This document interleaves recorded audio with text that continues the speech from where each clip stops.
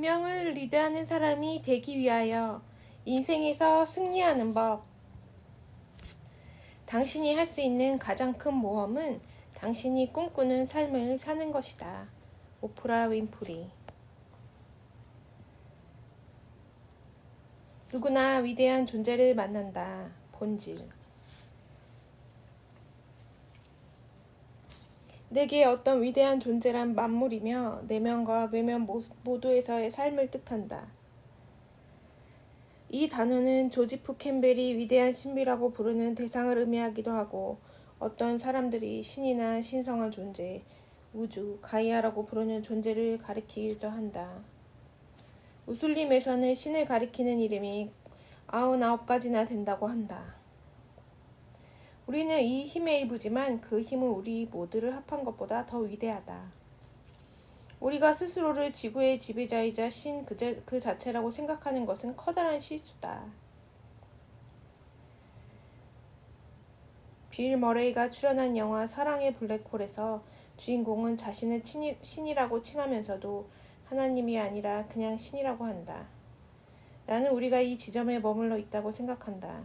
우리는 어떤 위대한 존재와 위대한 신비의 일부이지만 그것이 정말 무엇인지 알지 못한다. 때문에 나는 그것을 어떤 위대한 존재라고 부른다. 혹자는 나는 그게 뭔지 정확히 알아라며 발을 쿵쿵 구르고는 그에 대한 자신의 신념을 늘어놓을 수도 있다. 내가 지금 말하는 것은 신념을 초월한 것, 당신이 당신 내면의 본질에 귀를 기울이는 지점에서 생각난다. 나는 명상을 통해 당신의 생각과 감정과 몸을 넣어 보라고 말하고는 했다. 그 내면의 본질이란 무엇인가? 위대한 존재를 만나는 여러 가지 방식. 내면의 본질은 어떤 위대한 존재다. 그것은 당신 안에서도 내 안에서도 같다. 우리 모두가 갈구하는 영성이며 우리 각자가 손에 넣을 수 있는 것이다. 나는 어떤 위대한 존재란 결국 당신이 스스로 이름 지어주는 모든 것이라고 생각한다. 모든 사람은 어떤 위대한 존재로 이어지는 나름의 연결고리와 길을 찾아야 한다. 누군가에게는 그게 음악일 수도 있다. 누군가에게는 예술일 수도 있다. 또 다른 누군가에게는 자연 속을 산책하는 일일 수도 있다. 또 누군가에게는 명상일지도 모른다. 내 경우 명상은 직접적인 경험이 가능한 가장 직접적인 경로다. 내가 아는 명상은 앞에서 설명한 대로 너는 너의 생각이 아니야 라고 말하는 식이다. 당장 지금도 여러 생각이 내 안에 소용돌이 치지만 그 생각들 뒤에는 주시자가 있다. 내게 감각이 있을지 몰라도 나는 내 몸이 아니다. 내게 감정이 있지만 나는 내 감정이 아니다. 이 모든 것이 나를 주시자로 이끄는 명상이 된다. 그 본질을 더 많이 접할수록 매 순간 더 많이 감지하고 느낄수록 그것에 더 가까이 다가갈수록 당신은 더욱 자유로워지고 더 많은 능력을 부여받는다. 인생에서 당신이 원하는 성과를 얻기가 더욱 쉬워질 것이다. 놓아주는 태도를 좀 더 갖추게 될 것이기 때문이다. 그것은 내 방식의 명상을 연습할 때 우리 모두에게 가능하다. 이 세상에는 수많은 종류의 명상이 있다. 초월 명상은 아주 인기가 많다. 호흡을 살피는 것은 또 다른 기술이다. 자리에 앉아 당신의 코로 들어가는 숨을 느껴보자. 숨이 폐까지 가는 모습을 관찰해보자. 잠시 멈췄다가 숨이 다시 바깥으로 나가는 모습을 살피자. 호흡을 살피면서 매우 편안해지는 명상을 할 수 있다. 많은 사람이 자연으로 나가는 데에서 이로움을 얻는다. 앞서 나는 노숙자에서 억만장자가 된 안드레스 피라를 언급했다.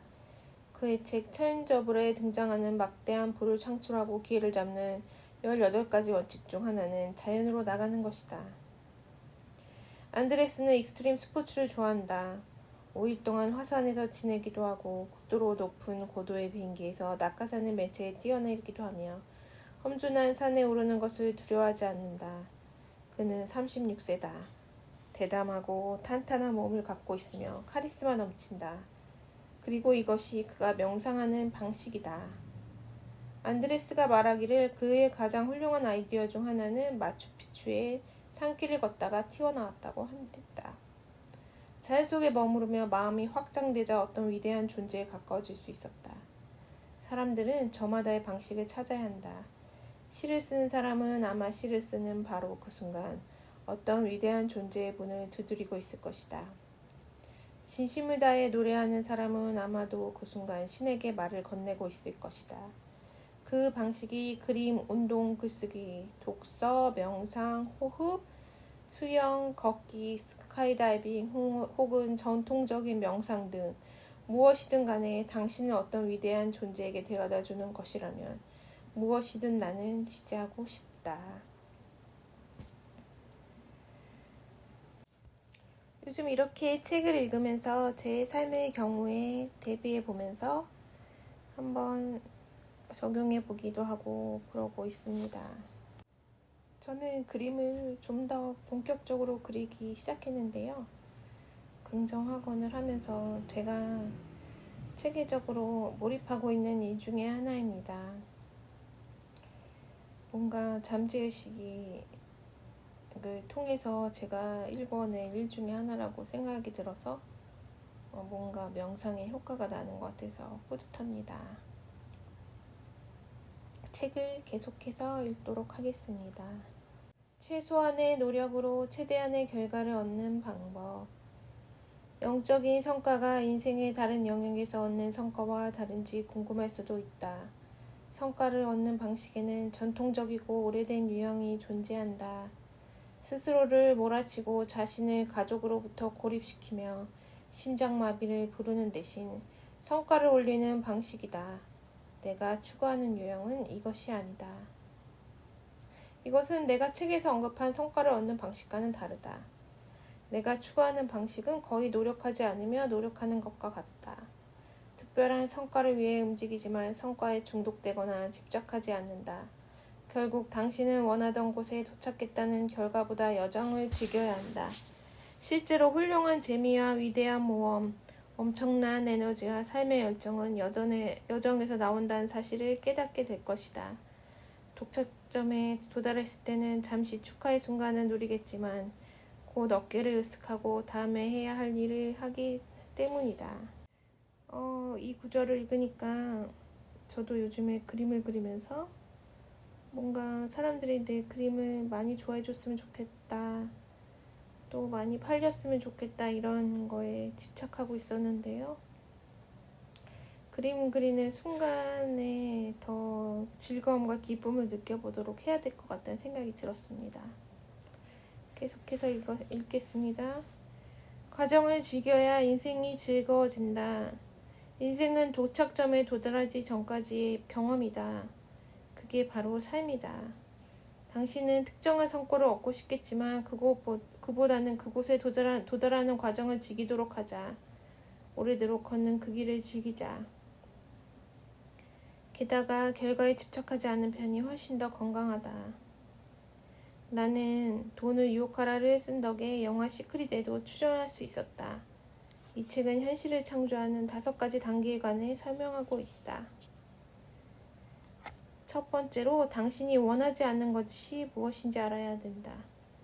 그리고 이를 당신이 확실히 원하는 것을 선택하는 2번째 단계로 갈 도약판으로 삼자. 3번째 단계는 정화하기다. 지금까지 이 책은 정화를 하는 다양한 방식에 대해 다뤘다. 4번째 단계는 당신의 목표를 레빌라이즈 하는 것이다. 그 목표를 달성했을 때 어떤 기분일까? 5번째 단계는 영감을 받은 행동을 하면서 내려놓는 것이다. 이는 특별한 방식으로 성취하기 위해 성과에 대한 당신의 욕구를 내려놓는다는 의미다. 돈을 유혹하라 해서 나는 당신의 성과를 서술할 때 이거 아니면 다른 더 좋은 거라고 단서를 붙이기를 추천했다. 나는 내 패션 브랜드가 있는 독립적이고 부유한 여성이 되고 싶어 라고 말한다면 이거 아니면 다른 더 좋은 거라고 끝맺도록 해보자. 한번 해볼까요? 나는 내 그림 브랜드가 있는 독립적이고 부유한 여성이 되고 싶어. 이거 아니면 다른 더 좋은 거. 계속 읽겠습니다. 이를 통해 당신이 상상했던 것보다 훨씬 더 훌륭한 성과를 내어줄 어떤 위대한 존재에 더욱 오롯이 연결될 수 있다. 여러분도 해보세요. 나는 내 그림으로 좀 더 독립적이고 부유한 여성이 되고 싶어. 이거 아니면 다른 더 좋은 거. 여러분이 원하는 걸 대입해서 말해보세요. 다 말하셨나요? 계속 읽겠습니다. 결과를 상상할 때 보통은 자아로부터 상상한다. 그 상상은 당신이 가능하다고 생각하는 바를 바탕으로 하지만 어떤 위대한 존재는 훨씬 광활한 인생관을 갖고 있어 당신이 결코 상상조차 못하는 것들을 본다. 영감을 받은 행동이란 당신이 무조건 행동을 취해야 한다는 의미다. 나는 사업가다. 당신 실제로 무언가를 하지 않는 한 아무 일도 일어나지 않는다는 것을 안다. 하지만 굳이 책이나 다른 사람의 지시를 받고 행동을 취할 필요는 없다. 가끔은 지시를 받을 수도 있지만 행동은 당신에게서 나와야 한다. 이는 직관적인 너침의 영감이다. 기분이자 이걸 해, 여기를 가, 저걸 사, 여기에 투자해라고 말하는 원초적 본능이다. 이거 아니면 다른 더 좋은 것이 결과적으로 생겨날 것이라는 마음가짐을 갖고 영감을 받은 행동을 해야 한다. 하지만 거기에 집착해서는 안 된다. 좋은 결과를 얻지 못해도 인생은 끝이 아니다. 놓아줄 수 있는 영적인 느낌을 가져야 한다. 이 부분이 너무 좋아서 끝까지 읽겠습니다. 내 인생이 책임자로 사는 방법, 전략. 앞서 나는 깨어남의 4단계를 언급하며 처음 2단계인 피해의식과 임파워먼트에 관해서도 논했다. 뒤에 2단계는 더 영적인 특성을 지녔다. 요약하자면 1단계는 피해의식이다. 나를 포함한 대부분은 첫 번째 단계에서 태어난다. 우리는 그 단계에 머무르고 싶지 않지만 불행히도 많은 사람이 그로부터 벗어나지 못한다. 두 번째 단계는 임파워먼트다. 다행히 이 부분까지 책을 읽었다면 당신은 임파워먼트의 단계에 이미 접어든 셈이다. 이 단계는 흥미진진하고 신이 난다. 당신은 원하는 성과를 만들어내기 때문에 아주 멋진 기분을 느낄 것이다. 하지만 이후로 2가지 단계가 더 있다. 임파워먼트 단계에 있을 때는 마치 세상의 왕이 된 것처럼 느낀다. 무엇이든 가질 수 있고 할 수 있고 될 수 있다.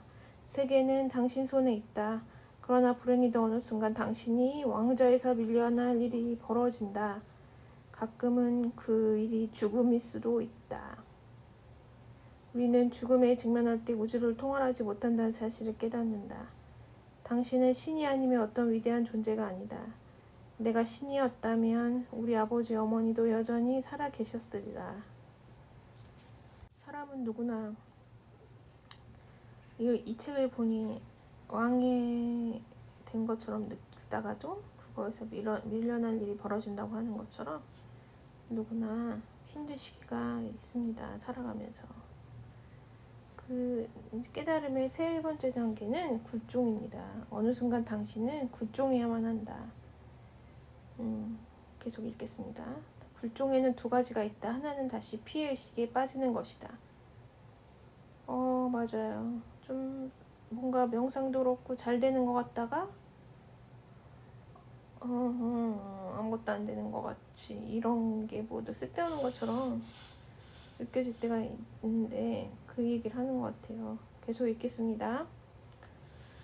세상에 아무것도 이뤄지지 않아. 나는 인생이 나를 꺾어버리려고 저지르는 모든 일에 취약해라고 말한다. 2번째 굴종은 나는 무릎 꿇었어. 인생은 내가 세상을 다스리는 것이 아니라는 사실을 가리키고 있어. 그러니 이제는 기도를 올릴 때야 라고 깨닫는 것이다. 이 지점에서의 굴종은 더 고귀한 힘과 합쳐지기 위한 굴종이다. 당신은 어떤 위대한 존재에 굴종한다. 이것이 당신의 의지와 우리가 신성한 의지라고 부르는 것이 하나가 되는 지점이다. 당신은 당신의 자아보다 더 강한 존재와 힘을 합치는 중이다. 1단계에서 당신의 피해의식은 어쨌든 내 자아는 힘이 없어라고 말하고 상처받은 자아는 그대로 남는다. 2단계에서 당신은 능력을 부여받고 당신의 자아는 근육을 자랑하며 나는 여기를 통제할 수 있어. 나는 알렉산더 대왕이 돼서 세계를 지배할 거라고 말한다. 그러다가 무언가에 한 방 먹고 난 당신은 굴종해야만 하겠구나 하고 깨닫는다. 당신의 선택은 피의식 단계로 후퇴해서 굴종하거나 아니면 더 위대한 깨달음과 더 위대한 힘의 단계로 넘어가 굴종하는 것이다. 그 단계는 머무르기에 멋지다. 이쯤에서 호오포노포노와 같은 명상 도구가 아주 유용하게 쓰인다. 호오포노포노와 명상 같은 도구가 아주 유용하게 쓰인다. 이 도구들은 어떤 위대한 존재로 태풍에 들어갈 수 있기 때문이다. 호오포노포노 아시죠? 제가 여기서도 하고 있는데요. 사랑합니다. 감사합니다. 미안합니다. 용서하세요. 이거를 계속 말하는 거예요. 순서는 상관없다고 합니다. 이렇게 해서 계속 정화하다 보면 우리의 무한한 자아, 제로 리밋, 한계가 없는 자아와 만난다고 합니다. 이 기술을 통해 당신은 어떤 위대한 존재와 손잡게 되고 당신이 혼자가 아님을 깨닫게 된다. 이 임파워먼트와 함께 당신의 든든히 지켜줄 영적인 군사들과 함께 당신은 이제 과거보다 훨씬 더 대단한 성과를 거둘 수 있다. 임파워먼트에서 목표는 이미 당첨된 로또와 같다. 하지만 굴종의 지점에 도달했을 때 당신은 뒤를 돌아보며 목표 따윈 겁쟁이들에게나 필요한 거야 라고 말하면 된다. 당신의 영감은 목표보다 더 좁기 때문이다. 영감은 어떤 위대한 존재로부터 나온다. 가끔은 당신이 미처 보지 못한 가능성들을 향해 마음을 활짝 열 수 있게 하는 정광석화가 될 수도 있다. 너무 감동적이라서 말이 뻑뻑뻑 더듬네요, 제가. 4단계 깨어남. 그러면서 심호흡 좀 하고 지나가겠습니다. 숨을 크게 들이쉽니다. 숨을 크게 내쉽니다.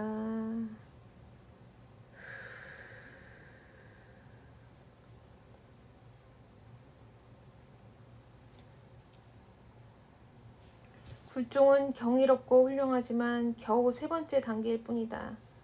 아직도 하나의 단계가 남았다.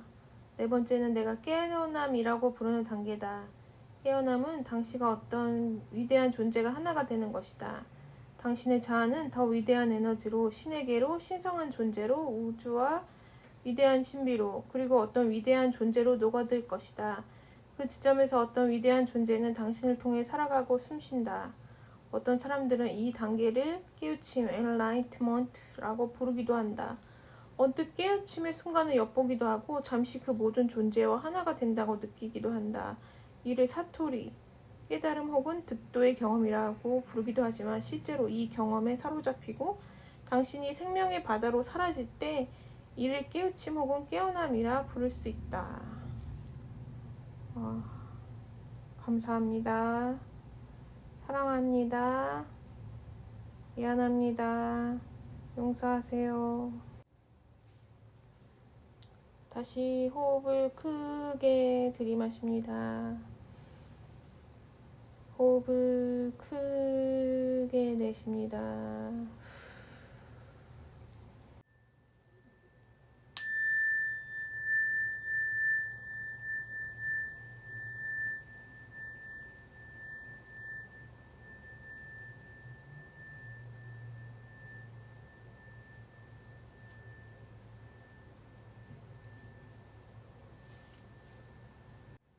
다시 읽겠습니다. 어느 순간 깨닫게 된다.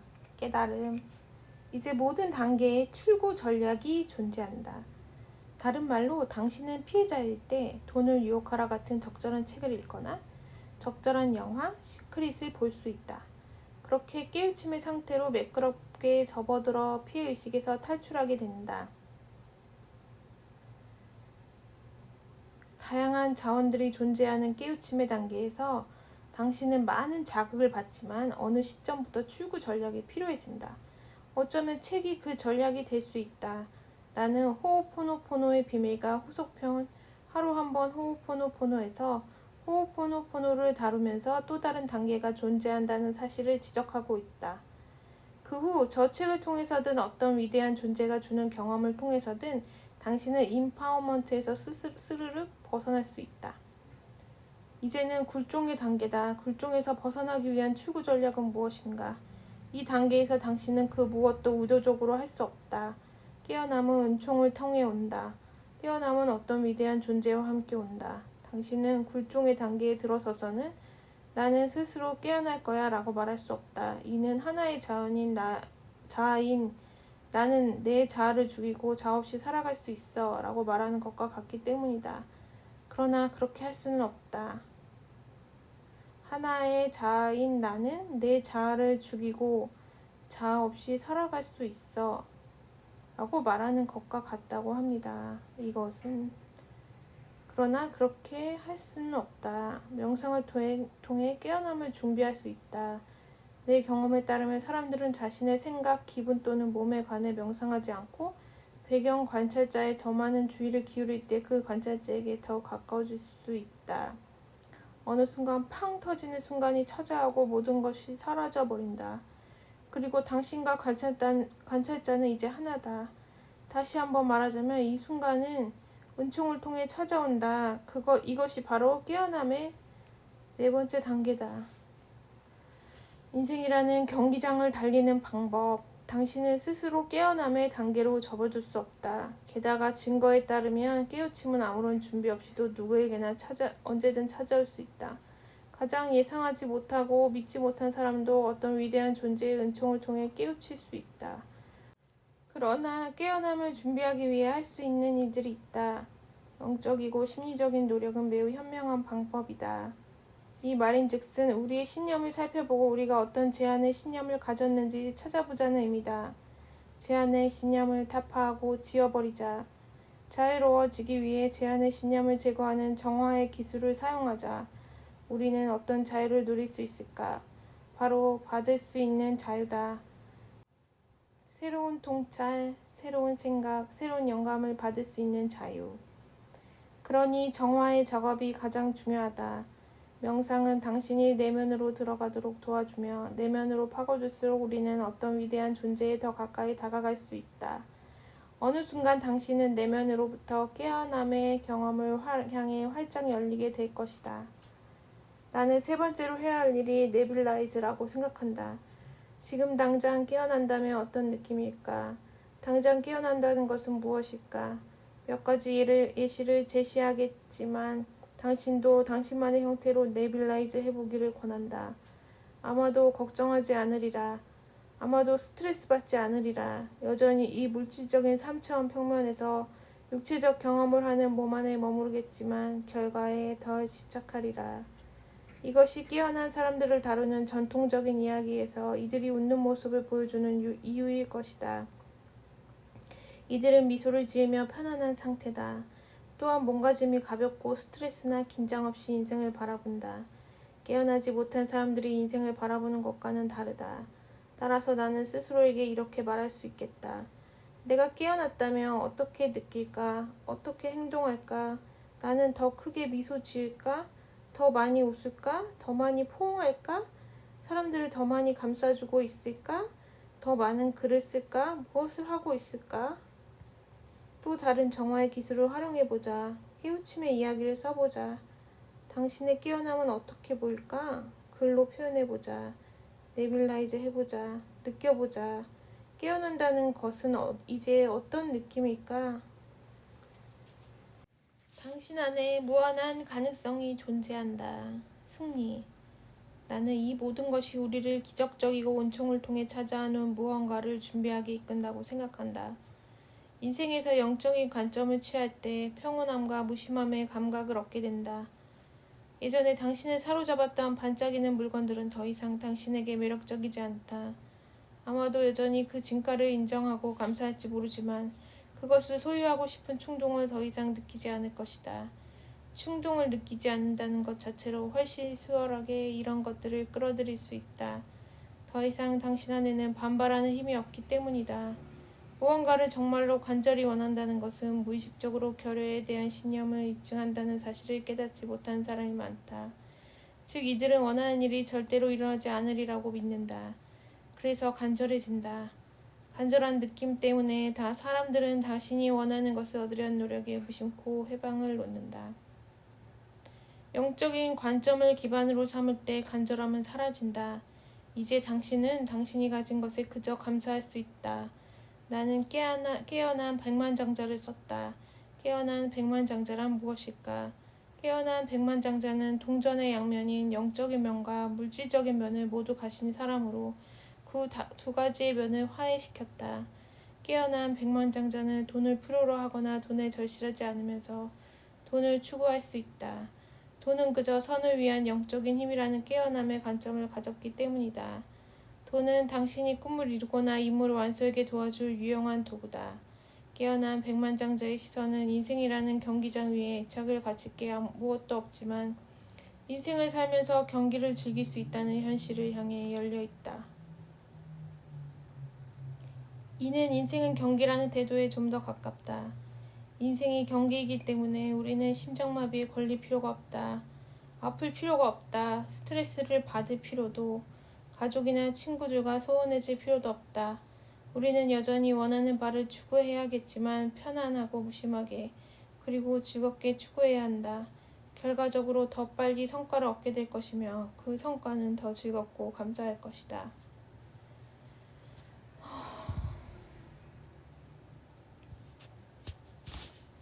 거의 다 왔습니다. 마지막 한 챕터 남았는데 여기가 가장 읽고 싶은 부분이에요.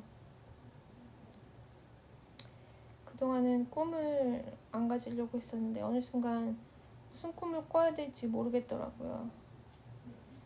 근데 요즘에 호호포노포노 명상, 그 다음에 긍정학원 하면서 조금씩 그래도 제가 바뀌는 것 같아요. 물론 제가 힘들게 했던 그런 것들, 두려움, 불안 이런 것들은 아직 가지고 있지만 그것이 새롭게 다시 호호포노포노를 하게 하고 이런 공부를 하게 하고 저에게도 이런 과정이라고 생각을 합니다.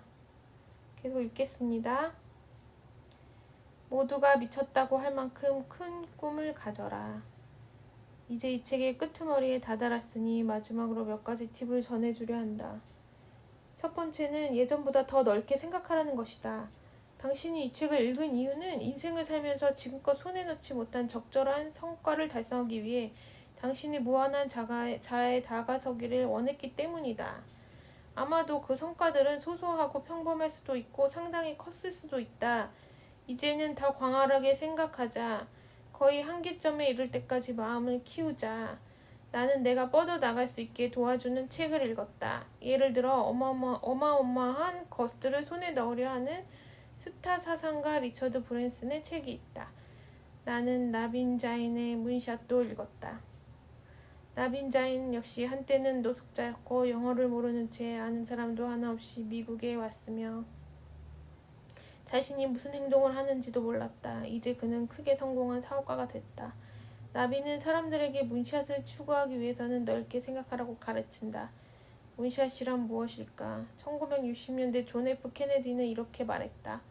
우리는 달에 가게 될까요? 왜일까요? 우리는 달에 갈 수 없기 때문에 계속 나아가고 어떻게 할 것인지 알아낼 것입니다. 그럼 우리는 그곳에서 무언가를 가져올 수 있는지 보게 될 것입니다. 다른 사람들이 경악하리만큼 대담하게 생각하는 것이 바로 문샷이다. 우리는 성과에 관해 그리고 성과를 얻기 위한 다양한 방식에 관해 이야기했지만 다시 되짚어보자. 정말로 개인의 역사와 지구의 역사에서 차이를 만들어낼 수 있는 방법으로 이 프로그램을 활용하고 싶다면 지금 당장 멈추자. 그리고 이렇게 묻자. 내가 쫓을 수 있는 가장 큰 꿈은 무엇일까? 나빈 자인은 당신이 가진 목표가 10억 명을 감동시키지 못한다면 제대로 된 높은 목표가 아니라고 말한다. 그는 당신이 노숙 생활을 끝내기를 원하고 암을 정복하기를 원하며 역사의 저울에서 눈금을 움직여 주기를 바란다. 그 생각을 하면 나는 짜릿해진다. 이 세상에 무한한 가능성이 존재한다고 생각하기 때문이다. 언제나 나는 한 무리의 억만장자를 인터뷰한 다큐멘터리를 본 적이 있다. 그중 한 명이 이렇게 말했다. 당신이 파티에 가서 누군가에게 당신의 꿈을 이야기했어요. 그런데 그들이 당신을 미쳤다고 생각하지 않는다? 그럼 당신은 충분히 장대하게 생각하지 않은 거예요. 나는 당신이 장대한 성과를 그리며 시작하기를 바란다. 다른 사람들이 돌았다고 생각할 만한 성과는 무엇일까? 그 성과를 손에 넣으려 노력하자. 그 성과를 글로 남기자. 또한 어떤 생각이 떠오르는지 주의를 기울이자. 마음속에 떠오르는 생각들은 미쳤다. 어떻게 이걸 하지? 어디서 이걸 할 돈을 얻어? 이걸 할 재원을 어떻게 얻어? 이걸 하겠다는 나는 뭐지? 같은 제안의 신념일 것이다. 그 생각들을 적어보자. 정화해야 할 제안들이기 때문이다. 다음 단계는 이 책에 등장하는 기술을 모두 활용하는 것이다. 정화의 도구를 나열한 뷔페에 가서 가장 마음에 드는 한 가지를 골라 제안의 신념들에 써보자. 제안의 신념들을 무찌르자. 그러고 나서 행동에 옮기자. 우리는 모든 것이 공동 창조되는 세상에 살고 있다. 따라서 당신이 원하는 성과를 공동 창조하기 위해 행동해야 한다. 그 다음에는 일람표만 작성하면 된다. 그리고 과정을 거치는 동안 당신이 어떻게 하고 있는지에 관해 피드백으로 평가해보자. 이것이 내가 일하는 방식이다. 나는 이 방식을 정기적으로 실천한다. 매일도 괜찮고 매주도 괜찮다. 게다가 나폴레온 힐이 생각하라 그리고 부자가 되어라에서 마스터마인드의 힘을 설명했듯 마스터마인드를 조직하는 것이 유용할 수도 있다. 마스터마인드를 조직해보자. 이 책을 함께 읽고 당신이 원하는 성과, 높은 의도, 크고 별나며 대담한 목표를 이룰 수 있게 도와줄 사람들을 모아보자. 그 목표를 추구하는 과정에서 서로를 지지할 수 있을 것이다. 지금은 신나게 살아갈 수 있는 시대다. 우리는 마법과 기적의 시간을 살고 있다. 우리에게는 다양한 기술이 있고 수많은 자원이 있다. 또한 넓게 생각하고 틀에서 벗어나 파격적인 것들을 성취할 수 있는 사람들도 많다. 이제는 당신 차례다. 이 책에서 읽은 것들을 활용하고 원하는 성과에 적용하자. 그 어느 때보다 더 넓게 생각하자. 기적을 기대하고 당신의 무한한 자아를 드러내자. 이제는 당신 차례입니다. 감사합니다. 사랑합니다. 미안합니다. 용서하세요. 감사합니다. 사랑합니다. 미안합니다. 용서하세요. 이제는 당신 차례입니다. 기적을 기대하고 당신의 무한한 자아를 드러내세요. 감사합니다. 사랑합니다. 미안합니다. 용서합니다. 감사합니다. 감사합니다. 감사합니다.